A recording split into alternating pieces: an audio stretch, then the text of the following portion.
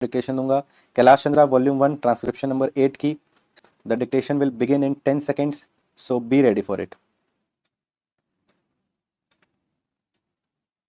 5, 4, 3, 2, 1, start. In conclusion, I would like to say a word in regard to employment with which I have been dealing so far. According to the figures supplied, the number of displaced persons from Bangladesh employed through employment exchanges is only 37,000. This is very meager compared with their total number, which comes to 32 lakhs according to the official figures. This is with regard to Bangladesh refugees. The number of displaced persons from Pakistan employed through employment exchanges is not very encouraging, but still it is 75,000. I would urge upon the Honorable Minister to take this into consideration and see that something is done to find employment for these people.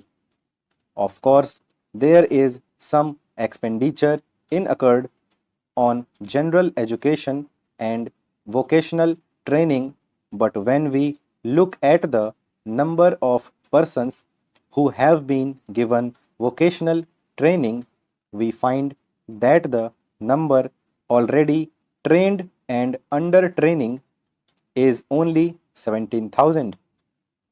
This figure also seems to be very small considering the magnitude of the problem before us. Some programs of general improvement have been undertaken by the government of West Bengal by way of setting up new industries, etc. These programs should be looked into and put into operation with a view to giving more employment to these displaced persons. Within the limited time at my disposal, I shall limit my remarks to refugees from Bangladesh. The first thing which strikes one as one looks at the various brochures and publications that have been given to us is the amount of contradiction one has to battle against. The first contradiction is in regard to the number of persons government think they have rehabilitated in West Bengal. Granting that it is difficult to make a final assessment of the number of refugees who have come from Bangladesh, it is still true to say that at least there should be some sort of parity between what the Union Ministry says and what the West Bengal Rehabilitation Ministry says. Only a few days ago, the West Bengal Minister of Rehabilitation said that there are 22 lakhs of refugees who have to be rehabilitated, but the central government's figures are 31 lakhs. Unless the government know the number of people they have to budget for, it is rather bewildering to know how they mean to plan in bringing about their rehabilitation. As a matter of fact, many other sources believe that the figure is far higher, but in any case, there should be some parity and some idea as to the extent of the rehabilitation problem which still remains before the people of West Bengal. The other contradiction is this. On the one hand, Srimati Renuka Ray says that in the near future they will be making a successful completion of the work of economic rehabilitation of refugees in that state.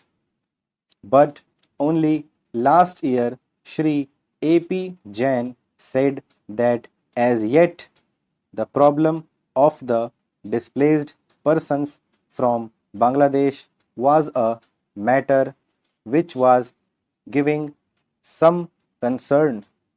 I really do not understand why, in spite of Shri A.P. Jain recognizing that the problem is still quite serious, Srimati Renuka Ray should have made such a statement.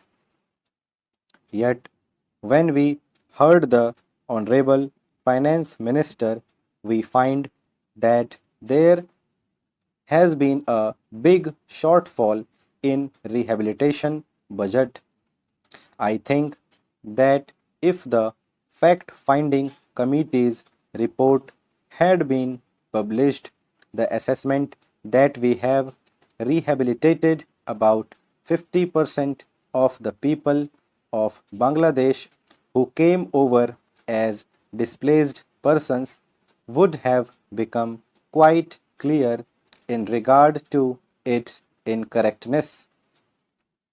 As a matter of fact, when we went round the camps and colonies in West Bengal, we found that as yet not more than 15% of the people have been rehabilitated in the sense that they are able to eke out their subsistence on the poorest levels.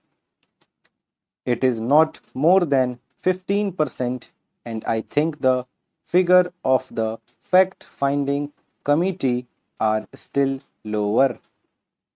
I think this is something that we have to take very seriously and put our minds to and apply all the resources that we have to find out how we will be able to tackle this problem of rehabilitation.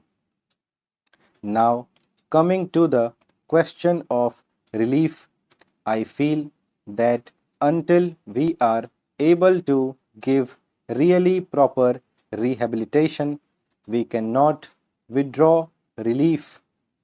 It is no use arguing whether relief leads to lethargy and moral slackness unless our rehabilitation policies are fruitful. Have we any right to starve the people to death? As a matter of fact, Shri A.P. Jain may know that in West Bengal the incidence of tuberculosis amongst the refugee population is very high. Only a small percentage of them is catered for by the medical relief given by the Directorate of Rehabilitation. If I am to tell you the tragic fate of the refugees in West Bengal, I would refer you to a report which appeared in February 1954